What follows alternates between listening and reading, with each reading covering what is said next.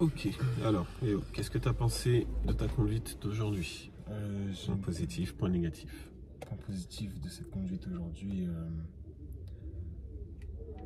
j'ai appris deux types de démarrage en côte.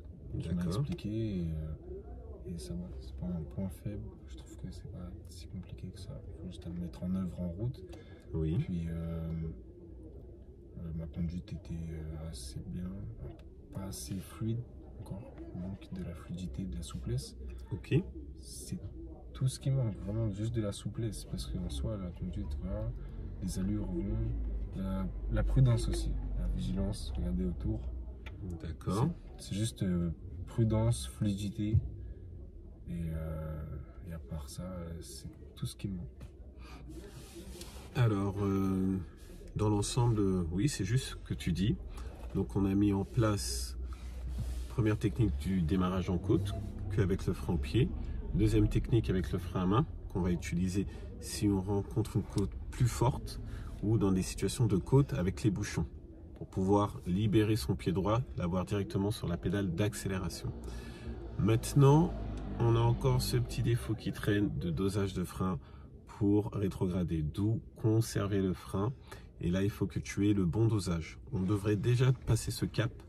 Donc là, c'est un peu embêtant, c'est le petit bémol qui tarde à se débloquer. Pourtant, tu as su vite le comprendre, vite le restituer dès la première fois. Du coup, on commence maintenant un peu plus à s'intéresser à notre environnement. Tu as vu qu'il faut faire attention à nos intersections. Pareil sur ça. Avant même que je t'en parle, tu avais déjà le réflexe de boum, tourner la tête, regarder, priorité à droite. Et là, on est arrivé dans une situation où tu l'as pas fait, mais tu as agi mécaniquement, tu as arrêté le véhicule. Donc on est un peu dans l'entre-deux. Au prochain cours, on va essayer de déverrouiller ça, de poser les choses. Pour être honnête, j'avais pas vu, j'avais pas vu du tout L'intersection. Je l'ai pas vu, il y a des voitures, un camion, je sais pas, et je l'ai pas vu, j'ai juste vu la voiture sortir et j'ai pris. Ça, je l'ai compris, mais c'est déjà un bon réflexe d'agir sur le frein. C'est pour ça que je te dis, c'est pour ça que c'est important d'anticiper et de voir chaque intersection parce qu'il peut se produire ce genre d'événement. Mais à ton stade de nombre d'heures de conduite, c'est pas tous les élèves qui auraient agi et freiné. C'est pour ça que je te dis qu'on est dans l'entre-deux. Okay.